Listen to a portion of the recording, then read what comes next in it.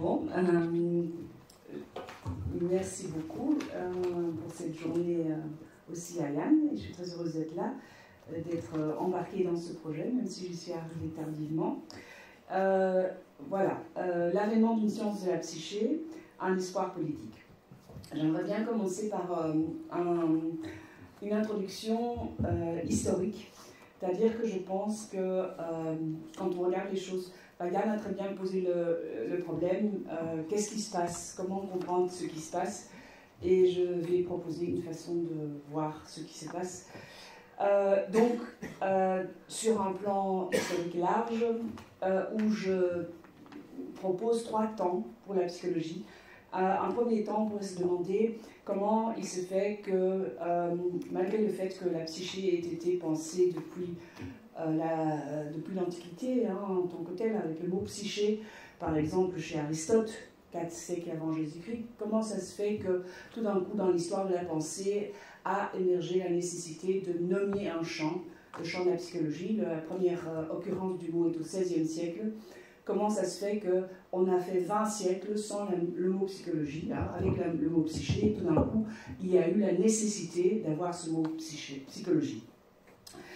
Alors donc, ce mot émerge au XVIe siècle, et il émerge donc dans le contexte d'une Europe prise par les guerres religieuses, avec énormément de violence, et aussi beaucoup donc, de corps mutilés et de corps torturés, c'est-à-dire qu'il y avait un interdit de l'Église de disséquer les corps, mais il y en avait tant à disposition qu'en fait il y a une discipline qui a pris son essor, donc dans toutes les grandes crises, il y a comme ça des développements contre-intuitifs ou paradoxaux en tout cas.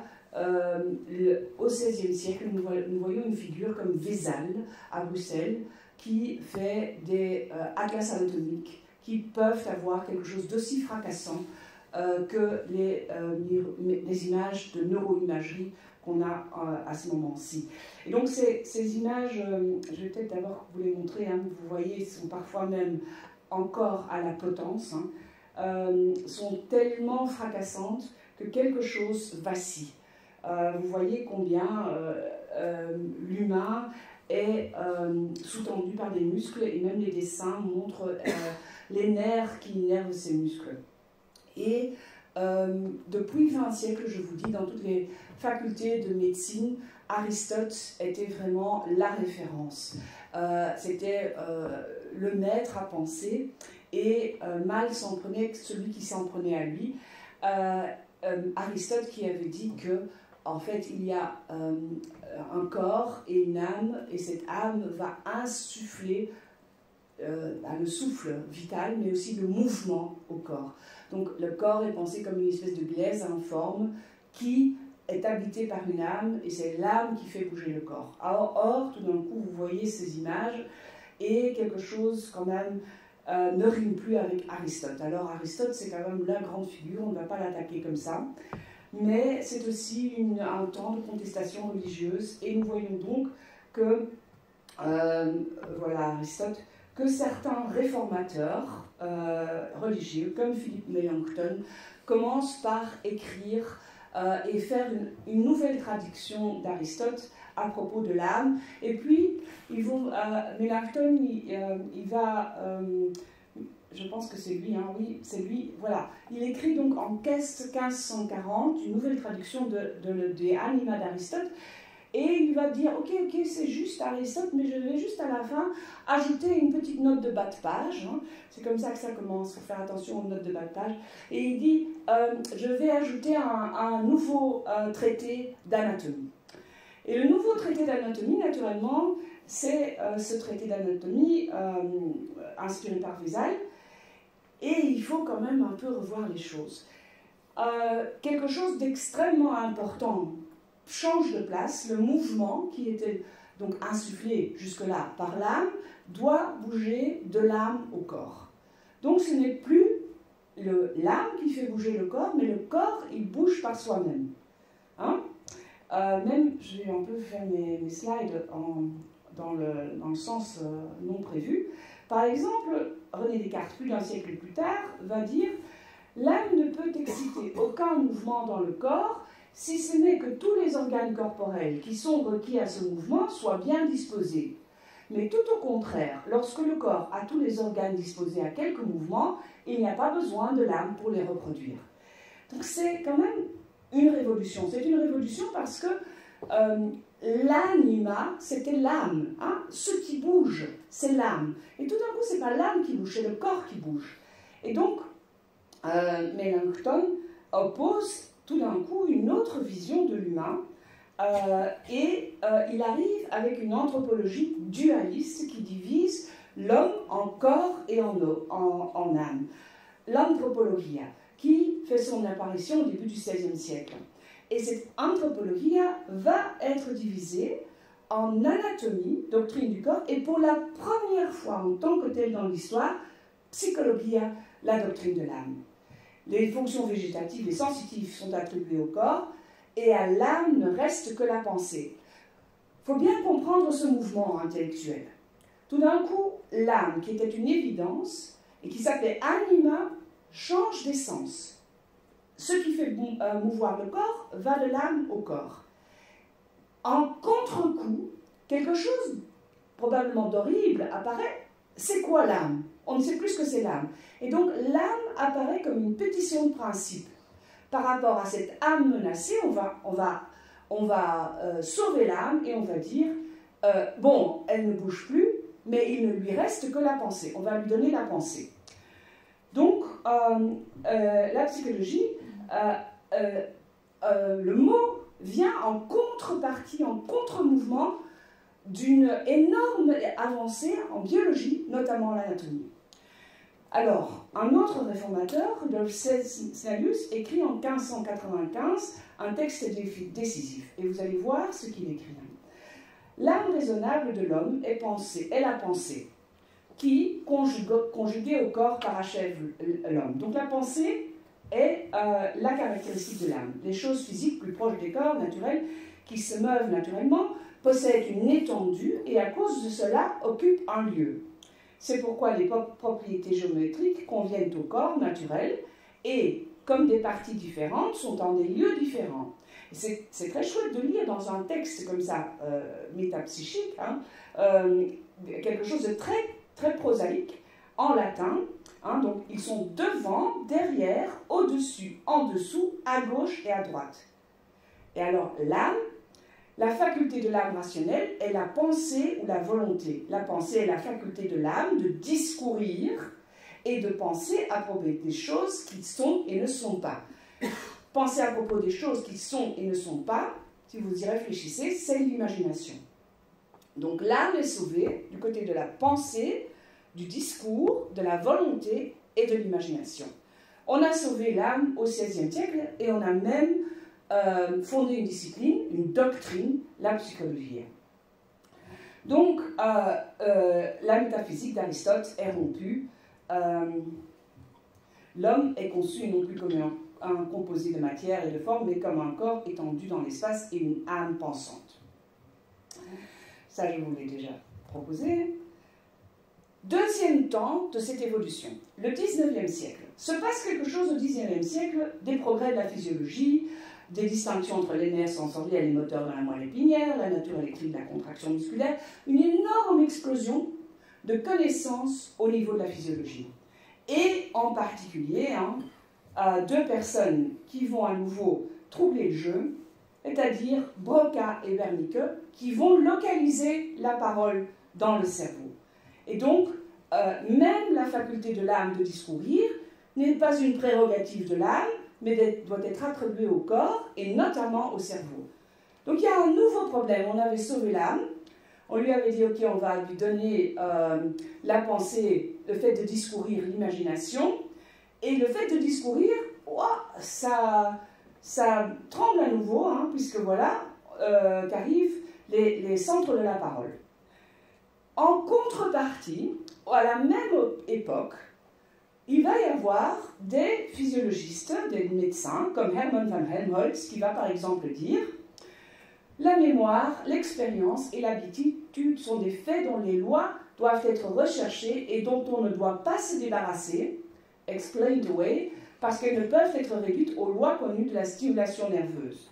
Ou encore, quelqu'un comme Wundt qui dit « Les lois qui régissent le psychique sont fondamentalement différentes de celles qui régissent la nature matérielle. » Donc, qu'est-ce qui se passe en même temps que l'âme est nouveau remis en cause, puisqu'on va lui prendre quelque chose d'essentiel, la façon de discourir, un nombre de gens qui, en contrepartie, vont dire « Ok, d'accord, mais l'âme a quand même des lois qui lui sont propres, qui ne sont pas de nature matérielle. » Et donc, la psychologie, qui était une doctrine, devient maintenant une discipline scientifique avec des mesures, des laboratoires et quelque chose de la naissance du domaine autonome de la science psychologique.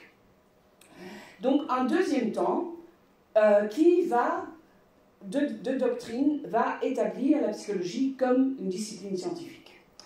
La proposition que je fais, c'est que nous sommes dans un troisième temps, celui de l'homme neuronal, et que d'abord, oui, l'homme neuronal, qui est le titre d'un livre de Changeux, donc vous voyez comment la couverture a changé pendant les années, et que nous sommes, avec cet homme neuronal, on pourrait dire, dans quelque chose d'exacerbé de cette évolution. Des atlas anatomiques aux atlas neuroanatomiques, l'homme neuronal va exacerber cette évolution qui est une évolution de questionnement de ce qu'est la psychologie. Et je vous cite le neuroscientifique Étienne Koechlin, il parle des mécanismes et des traitements computationnels qui régissent les représentations mentales indépendamment de leur substrat matériel et de leur contenu. Il faut à cette époque être un neuroscientifique pour oser penser et parler et dire l'indépendance. Je pense que les psychologues n'oseraient pas, mais ce neuroscientifique parle de ces traitements indépendamment de leur substrat matériel et de leur contenu. Et donc, le sens de l'histoire, j'ai essayé de vous le faire. Au 16e, l'anatomie explique comment bouge le corps, et donc naît psychologie. Au 19e, la neurophysiologie explique la perception et le langage, et donc on a la naissance d'une science psychologique. Donc à chaque grand progrès de la biologie, la nécessité d'une science psychologique est paradoxalement confirmée, elle vient presque comme une espèce de pétition de principe. Et donc, ce que je propose, c'est que nous sommes ici dans une espèce d'heure de vérité. Enfin, tout le monde espère toujours qu'il est devant une heure de vérité, ben moi aussi. Les images cérébrales totalisent le dévoilement du corps. Je parlerai, comme d'autres, il n'y a pas que moi, de pornographie cérébrale. Donc, il n'y a rien à quoi vous pouvez penser, donc toute imagination, volonté, pensée, tout ça a été mis en carte dans le cerveau, mais aussi la tromperie, mais aussi l'état amoureux, mais aussi la croyance en Dieu, les mathématiques, tout se retrouve dans l'imagerie cérébrale. Il n'y a rien qui n'y se retrouve pas. C'est une espèce de pornographie totalisante de l'esprit. Aucune essence de l'esprit qui ne soit vue par l'imagerie cérébrale. Et ça, je pense, c'est un tournant, parce que maintenant que nous voyons tout, et rien que parce que maintenant nous voyons tout, nous devons tout aller regarder pour être sûr qu'il n'y a rien à voir. Aussi longtemps que nous n'avons pas tout vu, nous pouvons penser que nous n'avons pas assez bien regardé. Et d'ailleurs, c'est le discours. Oui, mais on n'y est pas encore, on n'a pas tout vu, on n'a pas tous les pouvoirs computationnels, si on pourrait tout voir, tout calculer, on va y arriver, on va trouver l'âme. Mais il est nécessaire de faire tout ça pour se rendre compte que l'âme n'est pas là. Donc il est nécessaire, j'ai pris 2 images, de tuer la poule aux œufs d'or pour voir que les œufs d'or ne sont pas dans la poule, que l'âme n'est pas dans la poule. Ou bien il y a aussi le laboureur et ses enfants. Il faut que les enfants labourent tout le champ pour trouver qu'il n'y a pas de trésor dedans, mais que le trésor, c'est le travail. Donc, c'est un exercice nécessaire. Ce n'est pas un exercice dont on peut faire l'économie. Il faut aller voir pour voir qu'il n'y a rien à voir. Donc, puisqu'il n'y a rien à voir, puisque nous n'avons pas trouvé l'âme, nous sommes dans un moment du rien, qui est un moment terrible. Le moment du rien, c'est le dernier moment où la pendule s'est arrêtée, c'est-à-dire au XIXe siècle. c'est-à-dire au paradigme anatomoclinique qui a été dévoilé en grande pompe par ce jeune médecin qui faisait sa thèse de médecine à 19 ans, c'est-à-dire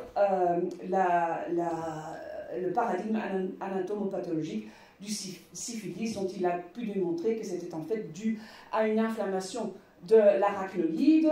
L'inflammation de l'arachnoïde pouvait expliquer les pathologies mentales, entre autres donc cette décompensation psychotique qui est liée à la syphilis, et plus loin dans l'histoire, quelqu'un a montré que cette pathologie est due au tréponème pâle, et on a vraiment une vraie chaîne pathologique avec un agent pathogène, des phénomènes au niveau du cerveau et des phénomènes psychiques.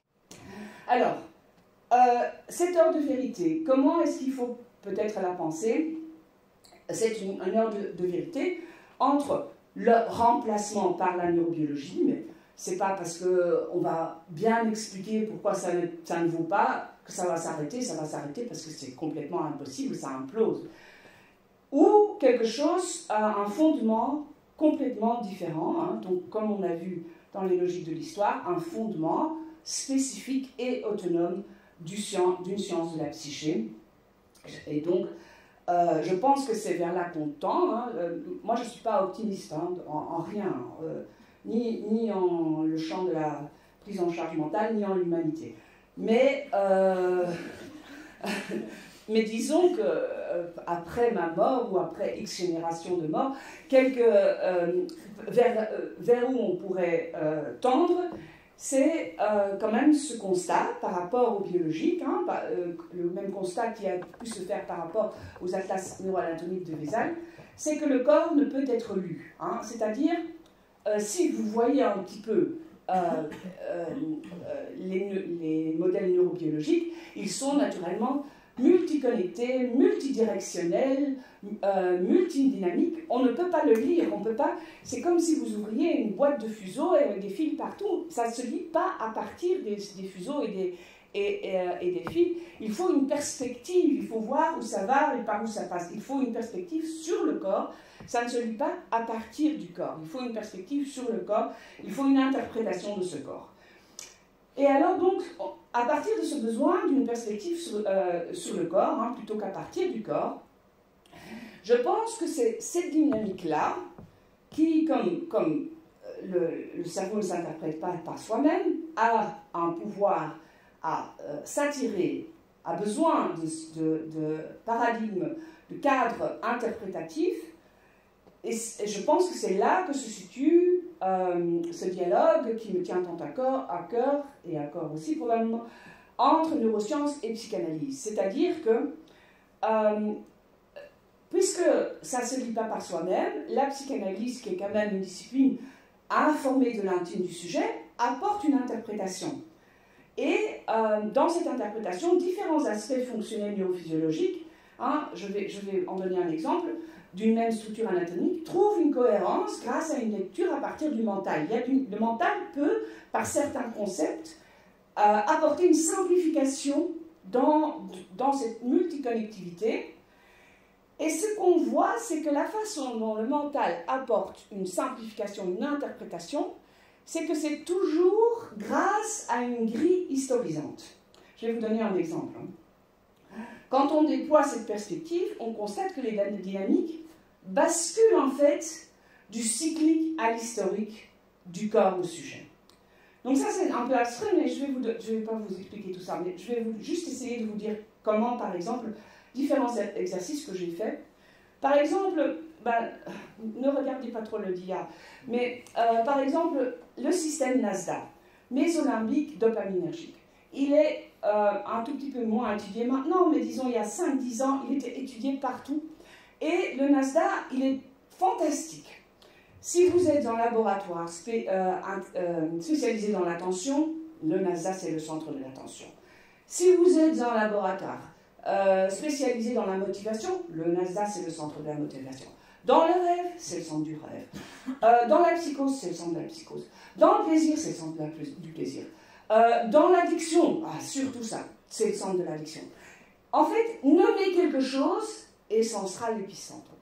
Donc, c'est infalsifiable, c'est un objet infalsifiable. Il n'y a presque pas de fonction essentielle au mental dont le nasal ne soit pas le centre névralgique. Comme d'ailleurs, pendant les années 80, c'était le fuster et le cortex préfrontal. À un moment donné, les neurones miroirs ont été totalisants comme ça.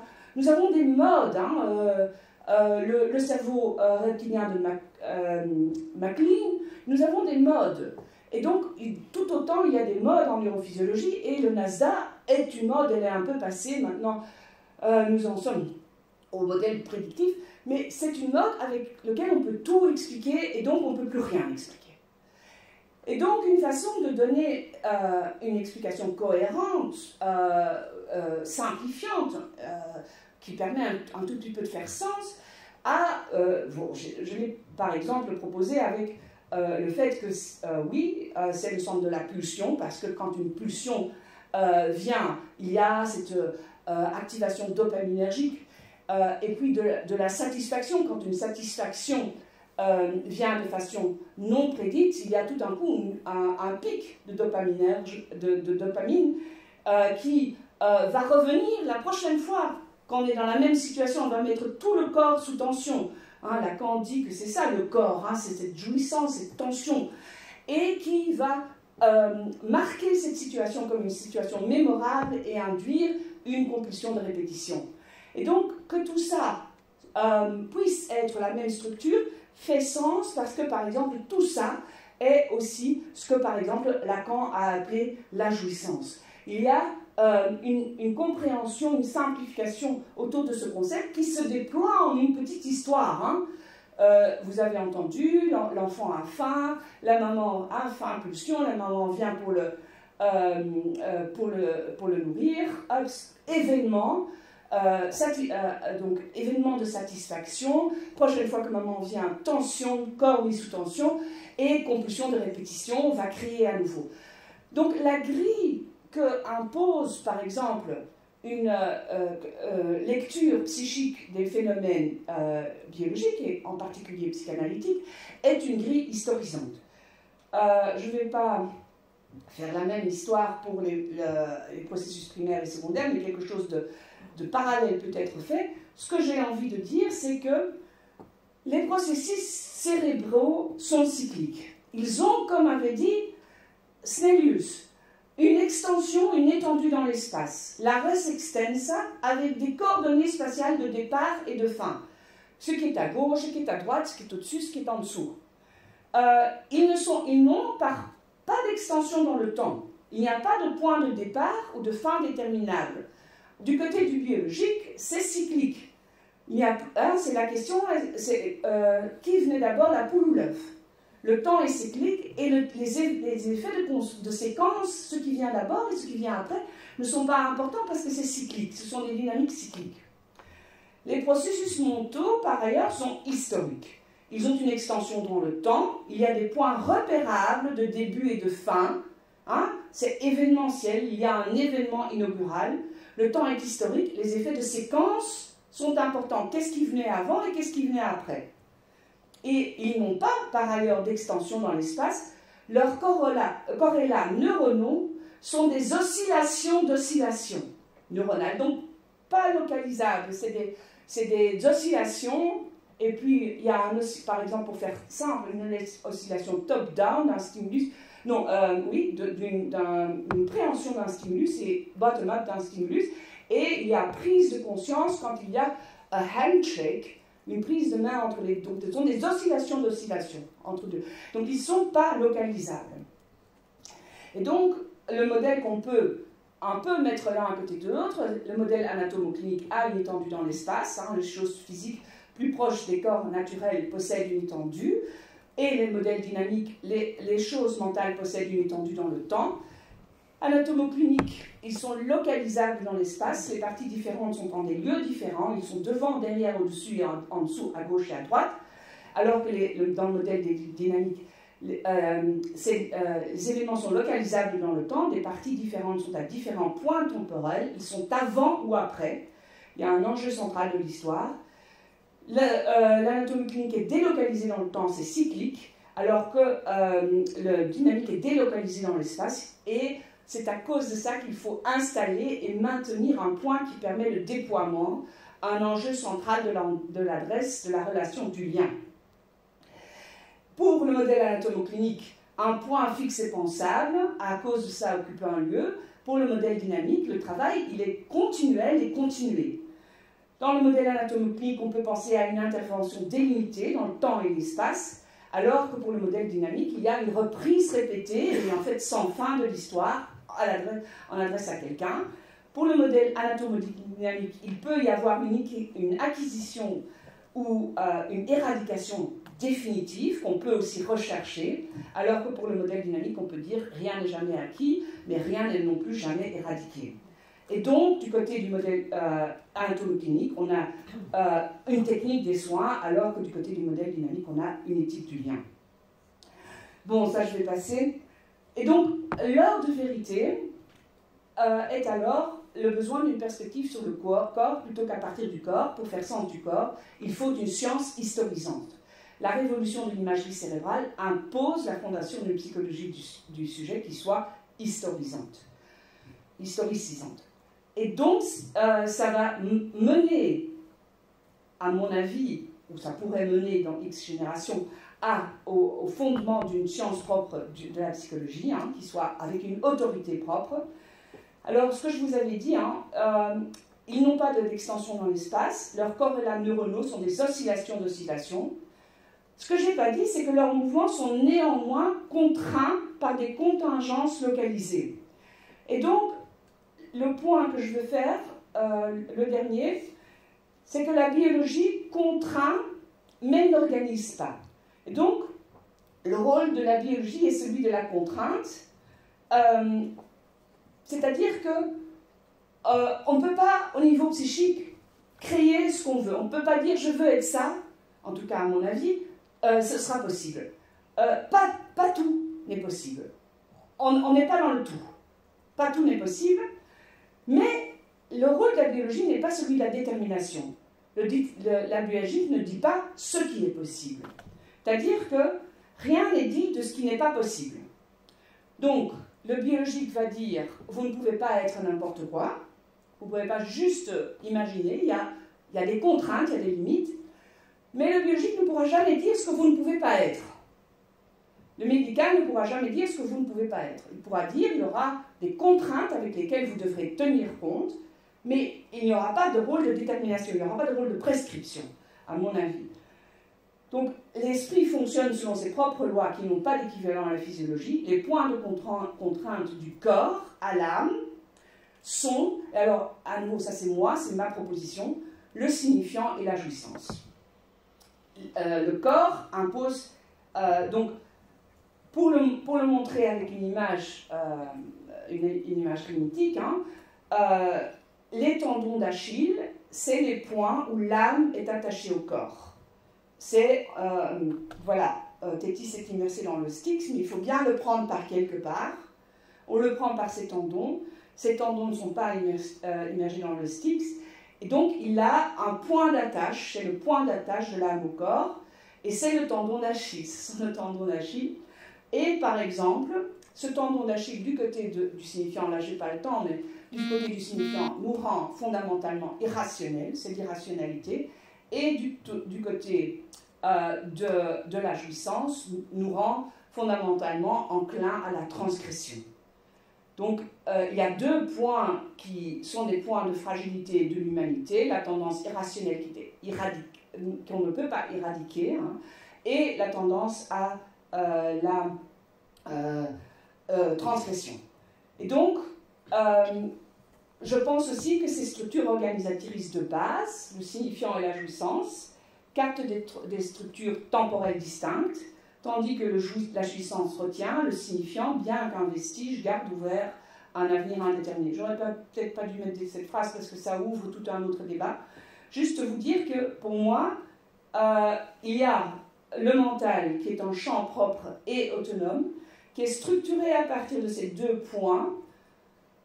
À revoir, peut-être que c'est à revoir, qui en ce moment dans ma pensée est structuré à partir de ces deux points, deux talons d'Achille, qui structure ce champ propre et qui est, comme je vous l'ai dit, radicalement différent du champ du corps, du champ du corporel, comme je vous l'ai expliqué. Alors, pour ceux qui étaient peut-être, je ne vais pas vous lire ces slides, mais pour ceux qui étaient peut-être au colloque Neurosciences et Psychanalyse, en fait, j'ai un tout petit peu repensé les choses à ce moment-là.